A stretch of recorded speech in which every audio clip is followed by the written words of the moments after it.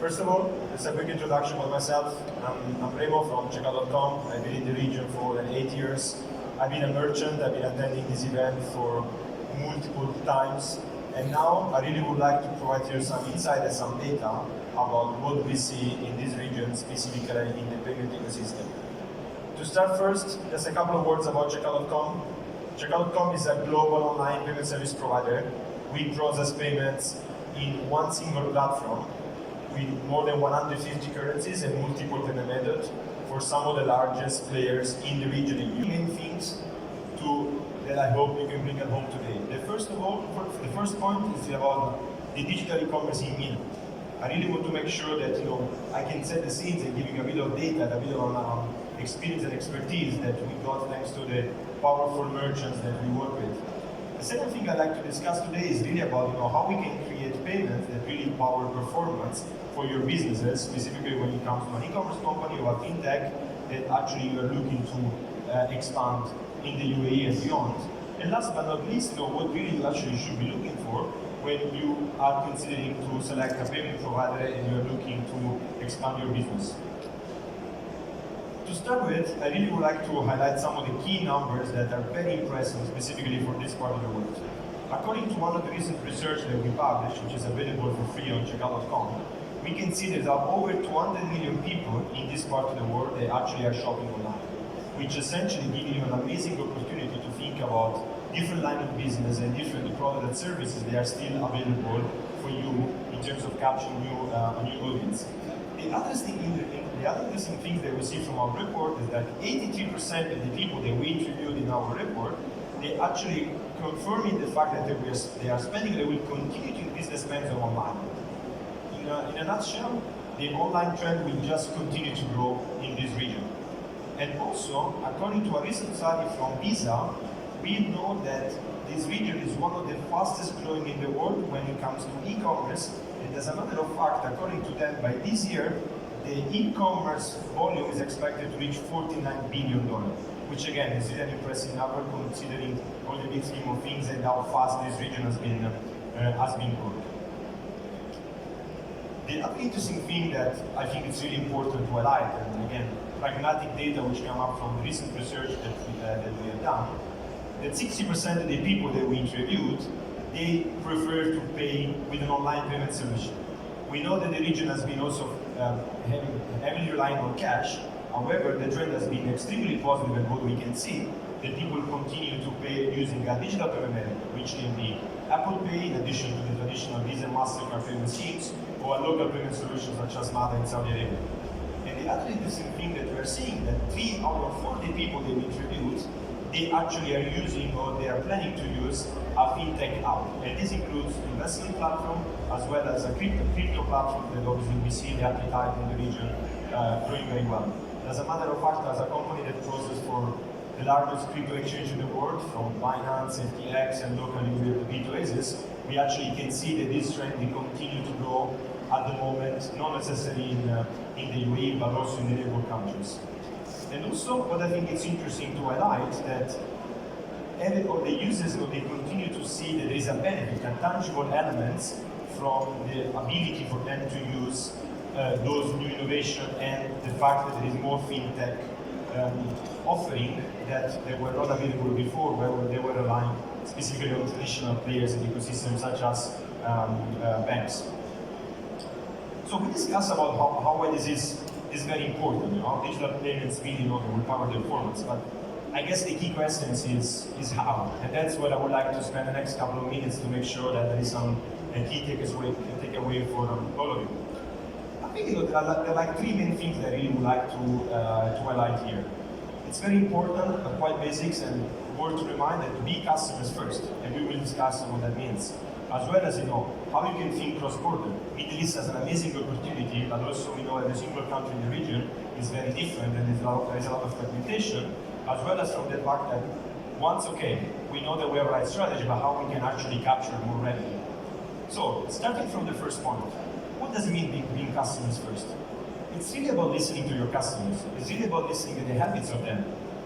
One interesting thing when it comes to payments, that local payment solutions, they do really matter in this part of the world.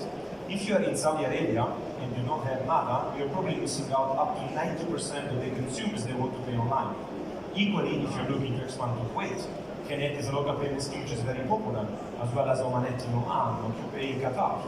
This means that obviously it's very important to localize and really listen to the habits of your customers, because at the end of the day, they want to pay online, but you need to make sure that actually you have the payment method that they want.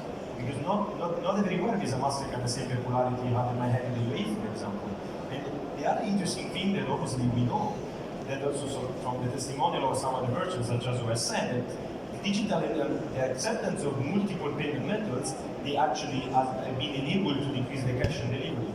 And some interesting stats we saw specifically in Saudi Arabia, that the adoption of Apple Pay really helped a lot of retailers to decrease the collection through cash when it comes to delivery. In addition to the local payment methods, which has been very popular and relevant, being customer first also means about continue to look at the new trends and continue to look at what's new and what the customers are looking for. An interesting example is buy now, pay later. Buy now, pay later is a payment method, is a new trend that we've been seeing since several years in other countries where we operate. Checkout.com, as mentioned, we're a global company. We operate in the US, we operate in Europe, as well as in Australia. So we are not new to buy now, pay later, but buy now, pay later was new in the Middle East. And actually what we see that nearly around 3 years ago, there was almost nobody using buy now, pay later in the region. According to the study that we published in 2020, we saw that 24% of the people, they use at least once a buy now, pay later solution in some of the e-commerce companies that they are available in the region. When we did the exact same search 1 year later, literally last year, we saw this number was at 55%. And what we expect, based on the current trends of this year, that 82% of the people in the region, they are planning to use a buy now, pay later solution in the region. In practice, this is telling you that one of the most popular payment methods, which is currently available in the region, such as buy now, pay later, was always in existence 3 years ago. Which means obviously you need to be very dynamic. You need to make sure obviously that you work with a payment provider that will continue to enable and accept payment solutions which they go with the trend of the customers. And one interesting thing that specifically about my buy now, pay later that we saw, that the growth has been much faster than the other regions. I mean, this chart clearly shows you how the adoption of buy now, pay later has been growing compared to other regions where the rest of the world where buy now, pay later has been a very popular payment solution. Apart from the popularity of buy now, pay later, our data also clearly shows a huge benefit for merchants. According to some stats from Tamara, the leading buy now, pay later in Saudi Arabia, we can see that the buy now, pay later ad payment page increased the conversion rate up to 30%, as well as increased the average ticket size for this approximately the same percentage. What does it mean in reality? That your customers, they actually spend more money, and actually there is higher chance to convert the user, which means higher conversion rate. And for the people in the room that are from the marketing side, it means also lower customer acquisition cost, because you are able to capture more revenue from more customers at the same cost. The second trend I would like to discuss is really about thinking a bit more beyond the main country where actually you operate. And the cross-border opportunity is actually very interesting that we see increasing more and more. But what actually exactly that means, cross-border? Looking again at the data that we published recently, 85% of the consumers in MENA, they claim that they shop online because their products or service was not available in their own country. And also what is interesting, that 1 out of 3 people that we interviewed, they also believe that that was the #1 reason of shopping online, which essentially created a great opportunity for people, for merchants to come in. And as a matter of fact, if we look at the European merchants portfolio, 4 out of 5 merchants in Europe, they are planning to come in this region to tap this opportunity. That's also created immense value for local players to make sure that they can capture this demand locally, but at the same time, for global e-commerce players, specifically in the retail space, to penetrate this region by applying the right cross-border strategy. Where at the same time, when there's an opportunity, there's always some challenges. Because setting up a cross-border strategy is not necessarily super straightforward. And the reason being is that it's not about thinking about how to enter a new country, how to localize your website. There are some basics that needs to be right. Having a local payment page. Going to Saudi with an Arabic website, Arabic e-commerce flow, they might result in damaging a bit your conversion rate. And that is the most important thing. Is also how you streamline the entire ecosystem and making sure that you have the relationship with every single provider in your value chain, from acquirers, from issuers, that obviously payment service provider. And last but not least, really, again, touching base the first point I discussed previously, is offering about the local payment solution. Making sure that if you're expanding to Egypt, you have Visa and as a local payment method. If you're going to Bahrain, Benefit Pay is a popular wallet which is growing popularity over there, as well as global solutions such as Apple Pay, Google Pay, which are increasing attraction in this part of the world.